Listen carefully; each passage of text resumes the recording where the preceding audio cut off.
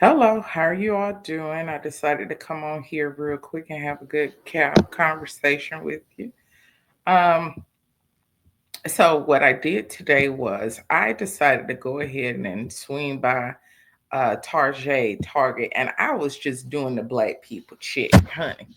I just wanted to see how many melanated folks were running around the Target. And surprisingly, there were a lot, and there was a lot of eye connection, letting each other know, like, honey, we good, a little nod of the head or whatever. And, people just enjoying their shopping trip with their families and individuals. Then you had some who, looking down, feeling shame. And I was like, you fine, we good, and they laughed about it. And we just went on about our business. Now, when I was, strolling around, looking around the women clothing area, a lady was like, girl, I'm coming in here to get what I need for work. And I said to her, I said, who told Jamal Bryant he's some kind of freedom fighter and tell us how to spend our money? You know what I'm saying?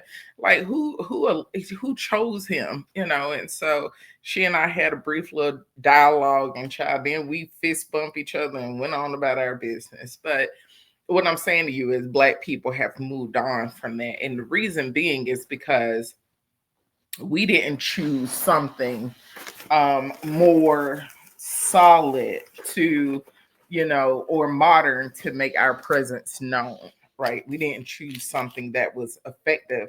We just chose something that, from the 1950s and 40s, and it don't have a long lasting power like it did back in the 40s and 50s for a reason.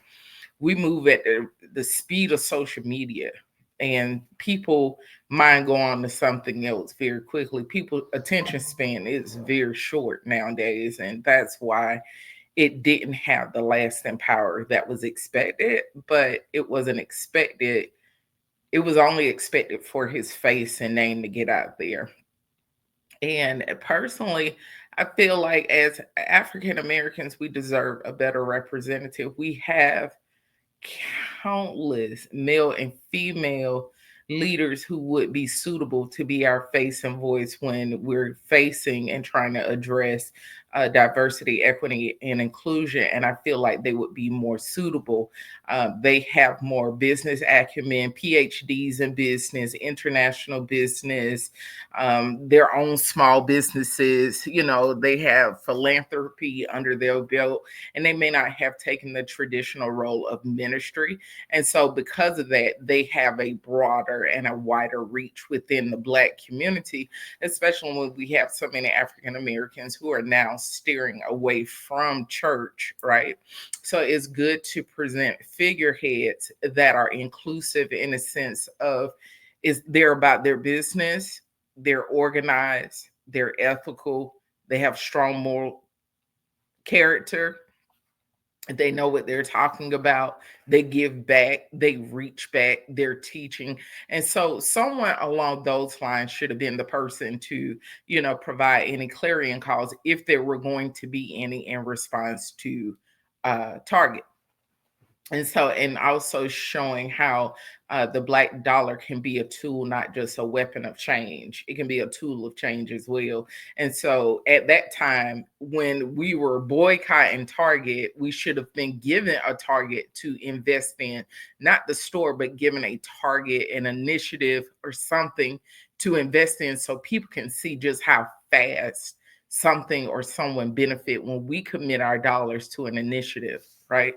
And so our interpretation of diversity, equity, and inclusion by hosting all kind of business incubators and things like that, of providing grants to small business owners who may have been impacted by their companies no longer being represented in Target. And see, we didn't do these type of uh, modern day pushback. We responded like we were uneducated and we're still antiquated and like we're not in the 21st century, right? And so it was a great opportunity for us to donate to different organizations, who support, that support businesses and minority businesses. And we could have, decided to donate to them because they provide grants to Black businesses, female owned businesses, veteran businesses. And look how much we were able to help them when you, Target, the corporation, didn't want to help them. So that's just one of my recommendations that I think would have been effective. But that necessitates having a modern leader. And I just feel like, Jamal Bryant, he's out of touch. He's just not a good fit. He has too many blemishes. And it's not about casting the first stone or someone being perfect. No one's asking for perfection. We're asking for people who actually do what the word says and believe what it says, right? And people who have a heart for the people and understand the people. Jamal Bryant, he's out of touch. He's out of touch, and it shows. And so, because of that, um, he gave his own resume example by doing something old, and so that alone shows that he's not qualified to represent us in the 21st century. Thank you for your efforts, but you're not the person.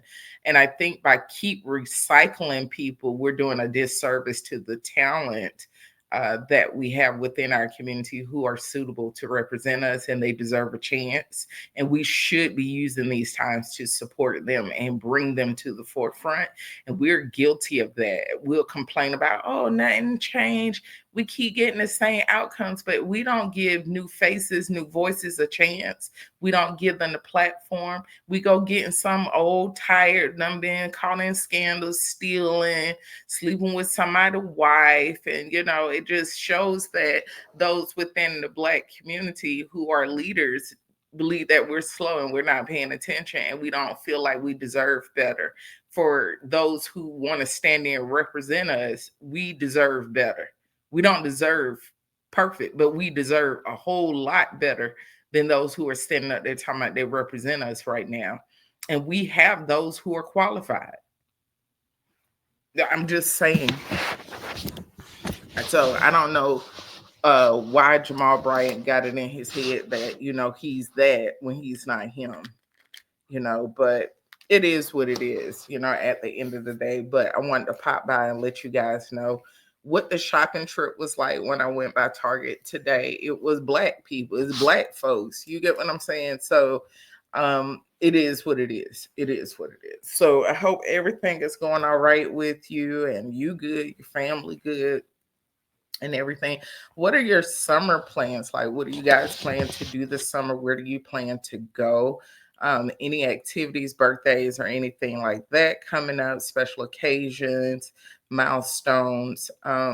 Kudos to your family if you all had, congratulations to your family if you had any graduates by any chance. So congratulations to you all.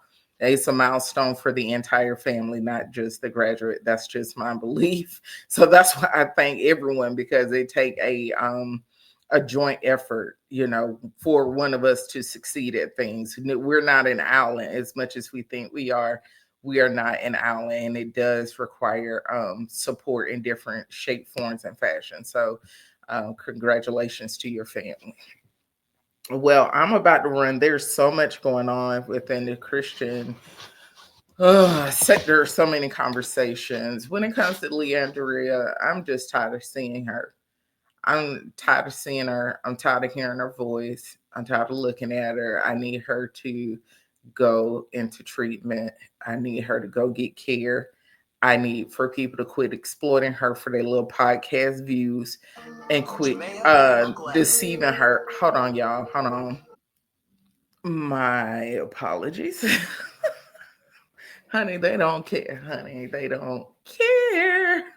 But anyway, so, congrats to that. I don't know. Well, about Leandria, I just need for her to, quit being so prideful and arrogant and that little dry threat towards Bishop Wood. Now, I know you're dirt. I know, stuff like that.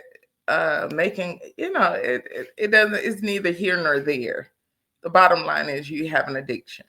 The bottom line is you have a problem and you need care. Heart stop.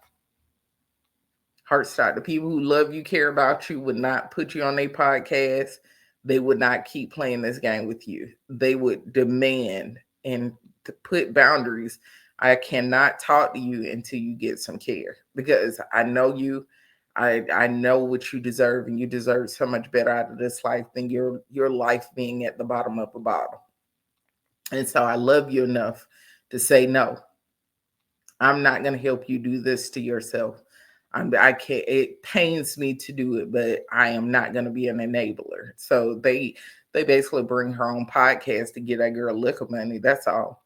And it's sad to say that, but it's true. And they don't care. They don't care. That's just like the people who take advantage of people on drugs and let them fix their car.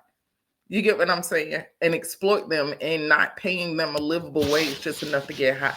It's the same thing. They don't care about them, just like they don't care about Leandria. So, somebody have to care enough to draw the line and stand by it. Stand by it. Another thing I thought about was part of the reason why they are compliant with her. It's because of the old saying that a drunk speaks sober thoughts. Yeah, a drunk mind speak sober thoughts. So I think a lot of them are scared in her drunkenness. She starts spilling tea about, oh, y'all condemning me, and y'all got drunk at me at y'all got drunk with me in so and so room, and we got tore up, and y'all. I think that's why a lot of them are like, you know what I'm saying, trying to keep her quiet, because they don't want a situation of loose lips sinking all these ships. But that may be the avenue the Lord chooses to use to go ahead and shut a lot of them down. I'm serious. I'm just saying, I ain't even, because you can tell some of them, like when you drink a lot, your skin look rubbery looking, like her skin. You can tell her kidneys are having a hard time right now, and you can also tell when somebody blow trees, you can look at their little fingertips and tell when they, you know what I'm saying, they partake, of the Lord, the little herbs that grow on the, earth. You could look at her fingertips when she was pointing and all of that. You could see the yellowing and the tar from her smoking weed on her fingertips. Like you could see it. Like she, you know what I'm saying? She using drugs and she drinking. So, I can't imagine what her children are going through as they're watching her go through this. And I know that it has to hurt so bad for them that people are watching their mom suffer, and all they want to talk about is her voice. But she's a woman, she's a mother first before she's your artist, and you all are being very selfish how you looking at it. So anyway, honey, so I'm just tired of I'm not trying to be mean or anything. Then we see what's going on with the Bishop Jakes case. I really haven't gotten into that, to be honest with you. I think I told you guys about the dream I had about Bishop Jakes. If I didn't tell you about the dream I had about Bishop Jakes about, oh my God, it was about 5 years ago. If I didn't tell you that dream, comment below and say, no, you didn't mention the dream. You didn't tell us the dream. Tell us the dream. And I'll go ahead and come back and do it for you. But it just, my approach to the reason why I'm not watching it, because I already knew that he was going to be caught in something like this. That I already knew it. I was just waiting. That's all. I was waiting. So the whole thing with Cora was a diversion and a distraction just to swipe and hurt her. But I think all of these House of Cards kind of in a way go back to what was the man name who ended up saying he was robbed in church, and then it turns out he ended up getting indicted, going to jail. And I think all of this goes back to like all of these networks up there, up north, Philadelphia, New York, and all of that, they have all these little scandalous things going on, but they also beefing at the same time. And it's amongst men, you know what I'm saying? It's amongst men. And so people tea got spilled, because they taking jabs at each other and, want people to take an ill. And hurt them as bad as possible because somebody on the other side feel offended, got exposed, or something like that. But I think it led to actual charges, i.e. Diddy. You know what I'm saying? I think it led to something they didn't expect, but it did. He was like collateral damage just to be able to pull the cover back on Bishop Jakes, So I think it goes wide, long, and it does involve that up the road, New York, Philadelphia, Maryland, all of that clique right there. Because there is a clique within the Black church of homosexual leaders, Black homosexual Christian leaders, and they present it, and you do have some of them within some of these sects, they do get into children too, so these are things that they conceal for each other. They party together, they vacation together, you know what I'm saying? They know what countries they can go to kind of get away with what they want to do, and them pictures not going to be posted on social media. You get what I'm saying? They've been doing this for so many years. They're just doing it at a different scale because they have more money. That's all. That's the only difference. That's it. That's all. So I'm about to hop off of here, guys. I really, really, really, really look forward to you to reading your comments. Yeah, I can't wait to read what you got to say, what your thoughts, what you discovered, what you found, what you know, and then we can go from there. Have a wonderful, wonderful evening. Take care. Bye.